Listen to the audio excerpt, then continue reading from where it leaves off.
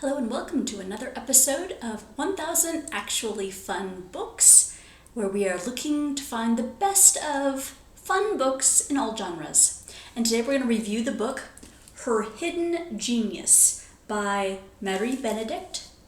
And this is a historical fiction book. The plot is about a woman named Rosalind Franklin. I had never heard of her, but she is a scientist, and most of her scientific work took place between right after World War II and maybe up to the 1960s. She was very influential in a field that I, again, don't know anything about, called X-ray crystallography. She worked on shooting X-rays at molecules and basically trying to determine the structure of atoms and other microscopic particles, viruses, DNA, RNA, all those kinds of things. And she had, apparently according to this book, quite a lot of scientific breakthroughs, a lot of impact in those fields of understanding the microscopic realm in that era. And it was fascinating. So part of what I loved about this book, big thumbs up, is the historical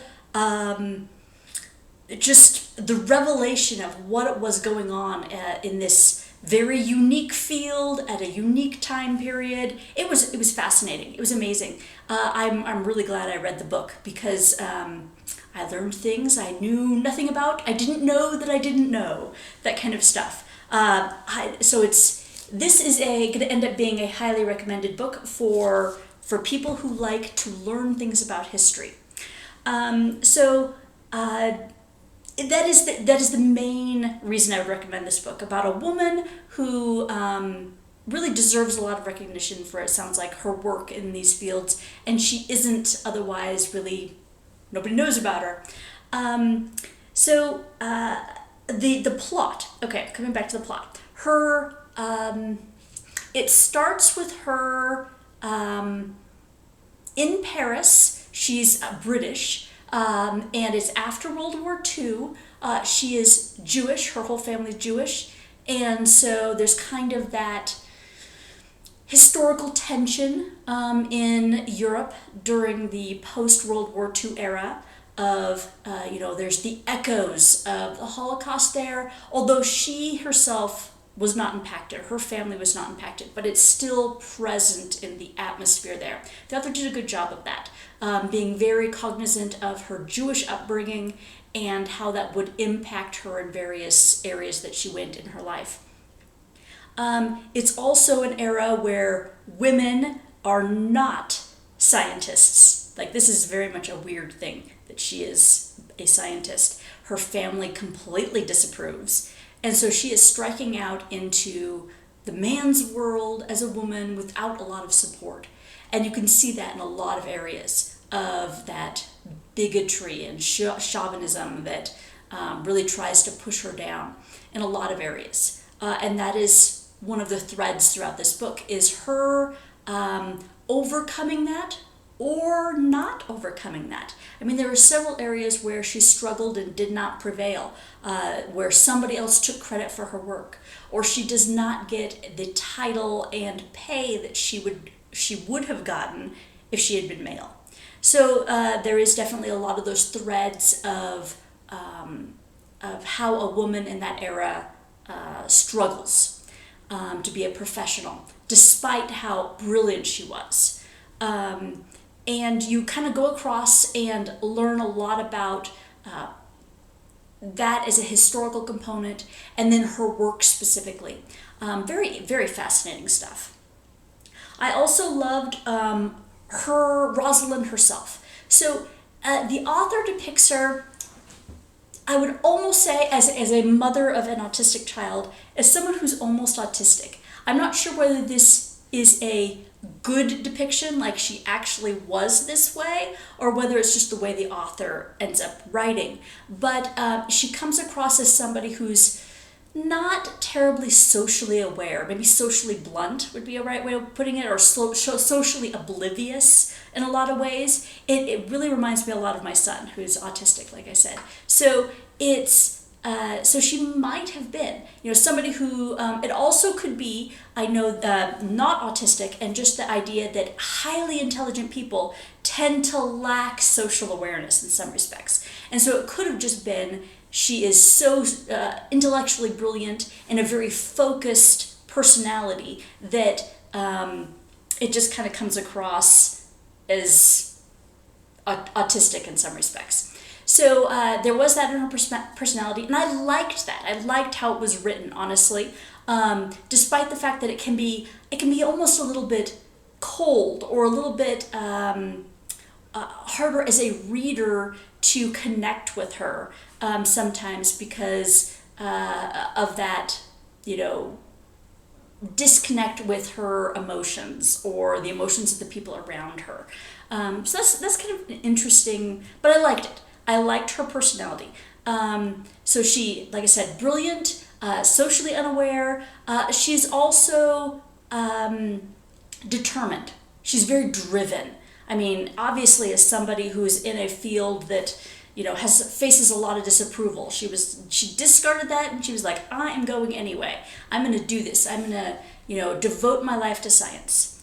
I liked who she was in this, which is obviously a good thing. I mean, the two main things on this book, the historical context and the main character that you're following, that's why you read this book, and both of them, big thumbs up. So recommend this book for that. There are some quibbles I do have, some things that I didn't really like about the book, but they don't overshadow those good things. So here are a couple of things I didn't like. One would be the author's choice on where to start the story. Now, this was just me looking at the author and going, why did you choose to do it that way? Because when it starts the story, she is entering into a new job in Paris. And you get kind of flashbacks to her previous position in England, where she faced a lot of that prejudice, persecution, chauvinism, where it says there was a presentation and the male scientist was up there giving a presentation, and she basically stood up and called him out because he did something wrong. And then the murmurs of the people around are all like, oh, it's a woman, she should go back to the kitchen where she belongs. Rumble, rumble, rumble, rumble, right? Grumbles, lots of grumbles. And so you get that in a flashback. And to me, if I'd been an author, which I'm not a writer, so take this for a grain of salt, it just feels like what she should have done is start with this big confrontational problem, and then kind of at a low point, and then show her going to this Paris position where you could see that big contrast, because the Paris position ended up being fantastic for most of it. Although I'll get to what I didn't like about that in just a second. So anyway, so my personal opinion was I thought that the author's choice of starting position was weird, because it would have just made a really good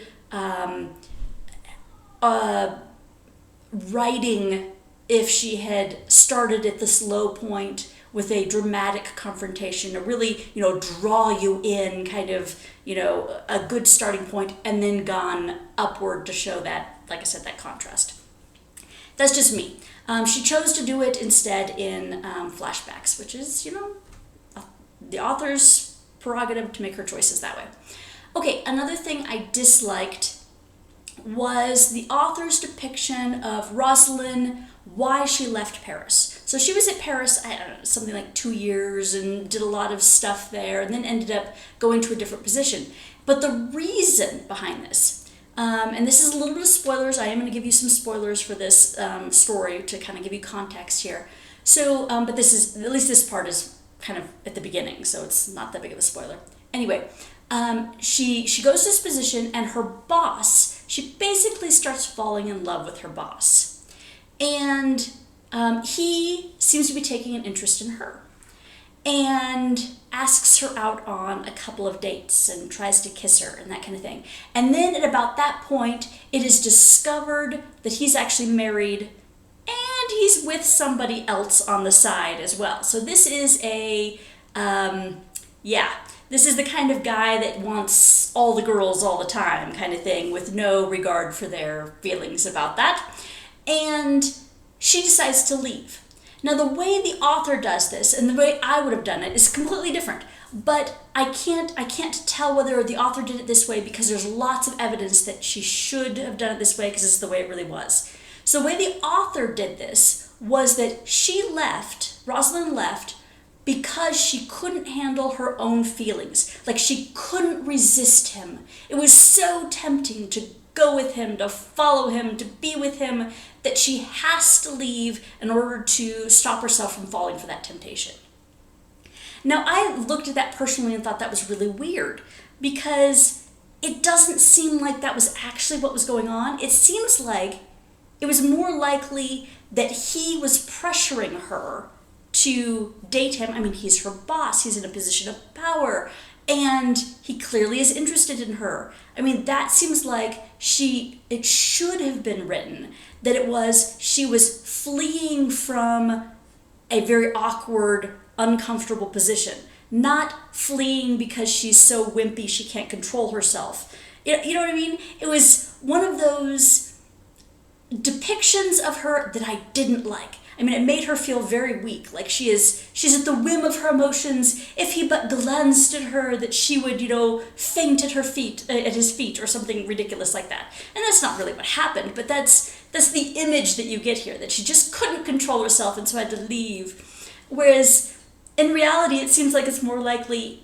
he was being a jerk and she needed to get away for her own safety and protection and stuff. So, interesting choice on the author's part. I can't, because it is historical fiction, it's entirely possible that there were a bunch of letters that people were writing to each other or whatever, or she kept a diary or something like that flat out said, this is the reason I'm leaving. But even then, I mean, in her culture in that era, it seems like it would be more likely that people would assume that the woman is weak rather than that the man is doing something he shouldn't. So even if there were letters or something somebody was like, oh, she left because she couldn't handle, how much she adored this jerk, that the reality was kind of different. But again, this is one of those things I just didn't like about it. It's a small piece of the novel, but I don't know. It was weird. I just didn't like it. I didn't like, and this has nothing to do with the writing of the book, I just didn't like the corruption in the scientific community. You kind of want to think that people are in it in scientific research for the sake of the science, and Rosalind is depicted that way. Like, her first and final and utmost love was science for the sake of science. But the people around her weren't always that way. And she ended up stumbling across several people that were in it for the recognition or the money or whatever, and were doing corrupt things in order to get those things that they wanted, not for the sake of science. And, it makes for a good story, but, you sit there and go, ugh, real life, people are scumbags, and you're like, ugh. So, it's just irritating, a reminder that people are people, right? Okay, two other things that I didn't really like. One would be there were a lot of characters to keep track of, and I didn't really have trouble keeping track of the characters, although there was one instance, this one was a poorly written thing, where you're talking about one character and then it switches to talking about another character, and I had to read it like 3 times to figure out when it switched and who it was talking about, because it was too many hims. Him, he, and then all of a sudden it's another him and he, and it's like, it just wasn't very clear there on who was being the he. So there's, a couple things like that where there are just a lot of characters, and like, who was that character again? What were they doing? The other does a pretty decent job of that. Like her relatives, when they come back into the story, because they're in briefly and it's like a flood of relatives, and then a couple of them come back in later. The author does a pretty good job of trying to keep you up to speed. Oh, that's her sister, or that's her cousin, or that's her aunt. That kind of thing to help you keep track of who these people are. So there were a lot of characters. If you don't like a lot of characters, that can be tough, but I think the author does a pretty good job of that. My last criticism, again, it's just kind of a minor criticism, and this is more against Rosalind, not against the way it's depicted, is that I didn't like her religious views. So she's raised Jewish, but she's not Jewish. She is atheist. And I don't like it just because it's sad, okay? Not because people can't believe what they want to believe. But it was over and over in the story is she puts her faith in science. She puts her faith in science. Science is her God. It is her highest power.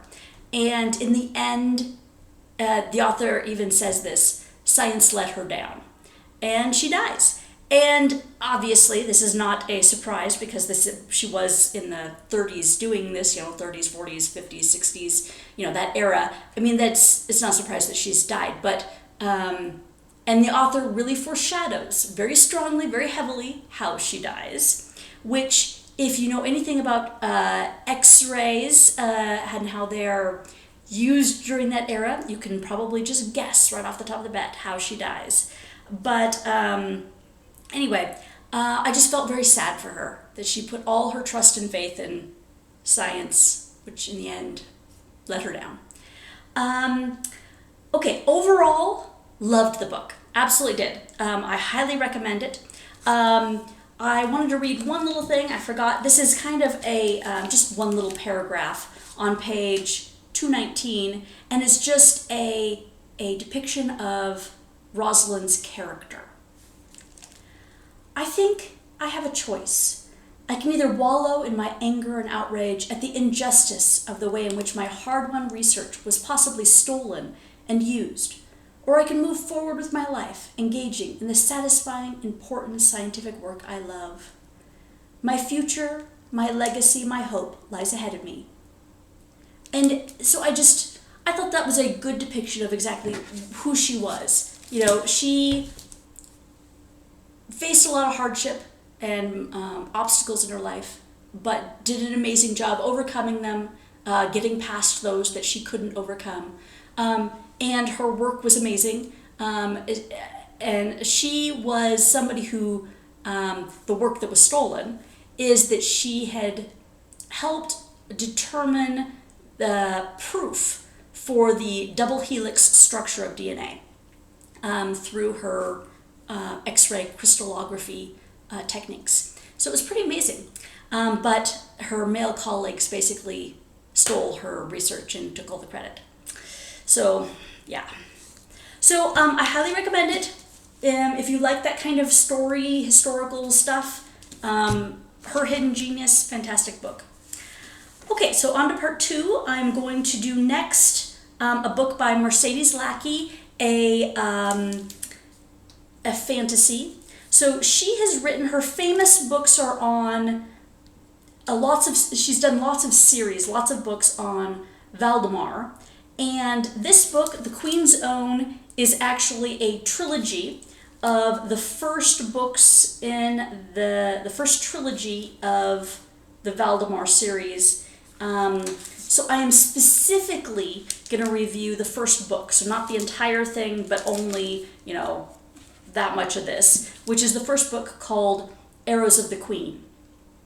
And yeah, so I have read a couple Mercedes Lackey books before, but never any of the Valdemar series, which is her most famous work. So I'm kind of looking forward to seeing that as a fantasy series, something that I might really enjoy.